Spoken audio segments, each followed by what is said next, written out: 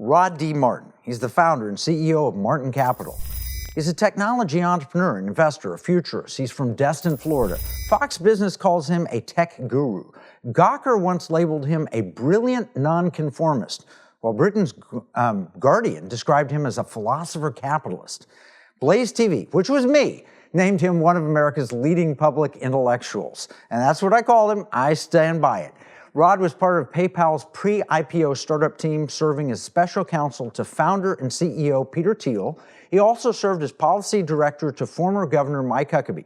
And we've been friends for over 2 decades, and I'm pleased he's back in the Economic War Room. We had him just a few conversations ago, episode 333, but one of the topics I wanted to discuss with him was space, and we ran out of time. Rod, welcome back to the Economic War Room. Good to be here. Are you up for talking about space today? Always. All right. So your Substack is rodmartin.org. People, when they hear you speak, they're going to say, how do I follow this guy? Is that the best way to get you? That's the best way. And if you look up in the top left-hand corner, you'll see my Substack notes, which is kind of Substack's equivalent of X, and Rod on X. And I've got about 161,000 followers on X right now. It's growing ridiculously fast. You want to follow that. We do the bite-sized stuff on X and the deep dive stuff on rodmartin.org. I love it. X is great. I've watched your growth. I mean, from 20,000 to 160,000 in just a few weeks. It's amazing. But one of your posts that you put out was Military Starship, how SpaceX is about to make America globally dominant. In that one sentence, I'll tell you what I like. I like Military Starship, that's a cool thing. I like SpaceX, that's a cool thing. And making America globally dominant, I think that's a great thing, especially with President Trump in office. Can you describe what you brought about in that article? I mean, you ran it past me and Frank Gaffney before you published it, and I loved it. I thought it was brilliant. What drove you to write this?